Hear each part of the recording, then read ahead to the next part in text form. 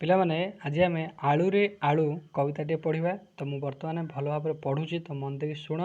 ତାପରେ ମୁଁ ଆଉଥରେ ପଢ଼ିଲେ ମୋ ସହିତ ଆବୃତ୍ତି କରିବ। ଆଳୁରେ କୁଆଡ଼େ ଯାଇଥିଲୁ ତୁ, ବାଇଗଣ ଟୋକେଇରେ ଶୋଇଥିଲି ମୁଁ, ଗୋଇଠା ମାଇଲା କାନ୍ଦୁଥିଲି ମୁଁ, ମମି ଗେଲ କରିଦେଲେ ହସିଦେଲି ମୁଁ, ବାପା ଦେଲେ ପଇସା ନାଚିଗଲି ମୁଁ, ଭାଇ ଦେଲା ଲଡ଼ୁ ଖାଇଦେଲି ମୁଁ। ଆଳୁରେ କୁଆଡ଼େ ଯାଇଥିଲୁ, ମୂଳା ଟୋକେଇରେ ଶୋଇଥିଲି ମୁଁ, ଗୋଇଠା ମାରିଲା କାନ୍ଦୁଥିଲି ମୁଁ, ମମି ଗେଲ କରିଦେଲେ ହସିଦେଲି ମୁଁ, ବାପା ଦେଲେ ପଇସା ନାଚିଗଲି ମୁଁ, ଭାଇ ଦେଲା ଲଡ଼ୁ ଖାଇଦେଲି ମୁଁ।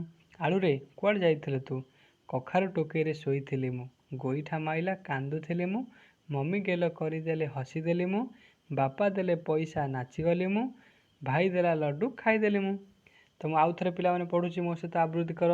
ଆଳୁରେ କୁଆଡ଼େ ଯାଇଥିଲୁ ତୁ, ବାଇଗଣ ଟୋକେଇରେ ଶୋଇଥିଲି ମୁଁ, ଗୋଇଠା ମାଇଲା କାନ୍ଦୁଥିଲି ମୁଁ, ମମି ଗେଲ କରିଦେଲେ ହସିଦେଲି ମୁଁ, ବାପା ଦେଲେ ପଇସା ନାଚିଗଲି ମୁଁ, ଭାଇ ଦେଲା ଲଡ଼ୁ ଖାଇଦେଲି ମୁଁ। ଆଳୁରେ କୁଆଡ଼େ ଯାଇଥିଲୁ, ମୂଳା ଟୋକେଇରେ ଶୋଇଥିଲି ମୁଁ, ଗୋଇଠା ମାରିଲା କାନ୍ଦୁଥିଲି ମୁଁ, ମମି ଗେଲ କରିଦେଲେ ହସିଦେଲି ମୁଁ, ବାପା ଦେଲେ ପଇସା ନାଚିଗଲି ମୁଁ, ଭାଇ ଦେଲା ଲଡ଼ୁ ଖାଇଦେଲି ମୁଁ।